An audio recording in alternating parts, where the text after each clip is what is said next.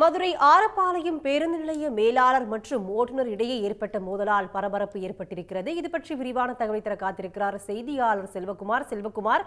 பேருந்து நிலைய மேலாளர் மற்றும் ஓட்டுநர் இடையே மோதல் ஏற்பட காரணம் என்ன? மதுரையில் நேற்று பக்ரீத் பண்டிகையினுடைய நிறைவு நாள், அதே போன்று விடுமுறை தின நிறைவு நாளை முன்னிட்டு மதுரை ஆரப்பாளையம் பேருந்து நிலையத்தில் அதிக அளவு பேருந்துகள் அங்கிருந்து கிளம்பி சென்றன. குறிப்பாக கோயம்புத்தூர் பகுதிக்கு செல்லக்கூடிய பேருந்துகள் முழுவதுமே இந்த ஆரப்பாளையம் பேருந்து நிலையத்தில் தான் நிறுத்தி வைக்கப்பட்டு செல்லும். இந்நிலையில் தாராபுரம் கிளைக்கு உட்பட்ட அந்த பேருந்து ஓட்டி வந்த ஓட்டுநர் அங்க திருப்பூருக்கு செல்வதற்காக அந்த பேருந்து ஆரப்பாளையம் பேருந்து நிலையத்தில் நிறுத்தி வைக்கப்பட்டிருந்தது. 9 மணி முதல் அந்த பேருந்தில் பயணிகள் ஏறி அமர்ந்திருந்ததாகவும் 11 மணி 12 மணிக்கு மேலாகவும் அந்த பேருந்து அங்கிருந்து எடுக்கப்படவில்லை என கூறி அங்க இருக்கக்கூடிய வண்டியில் அமர்ந்திருந்த பயணிகள் அந்த ஆரப்பாளையத்தின் உதவி மேலாளர் மாரிமுத்து என்பவரை முற்றுகையிட்டு தொடர்ந்து வாக்குவாதத்தில் ஈடுபட்டு வந்தனர்.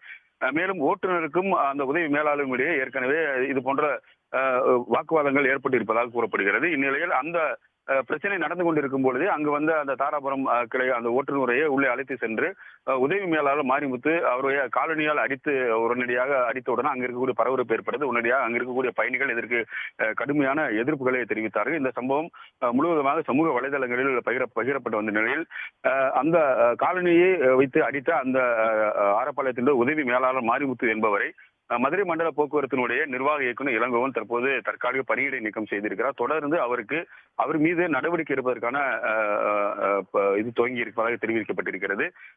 எதற்காக இந்த பிரச்சனை நடந்தது, ஏன் இந்த ஓட்டுநரை இவர்கள் இருவரும் பயணிகள் முன்பதாக சண்டை போட்டுக் கொண்டார்கள் என்பது குறித்த விவரங்களும் தொடர்ந்து விசாரிக்கப்பட்டு வருவதாகவும் இதற்கு பின்பாக முழுமையான ஒரு நடவடிக்கை எடுக்கப்படும் என்று மதுரை போக்குவரத்து துறை தெரிவித்திருக்கிறது. செல்வகுமார், தற்போதைய விவரங்களுக்கு நன்றி. உடனுக்குடன் செய்திகளை தெரிந்து கொள்ள சன் நியூஸ் பெல் ஐகானை கிளிக் பண்ணுங்க.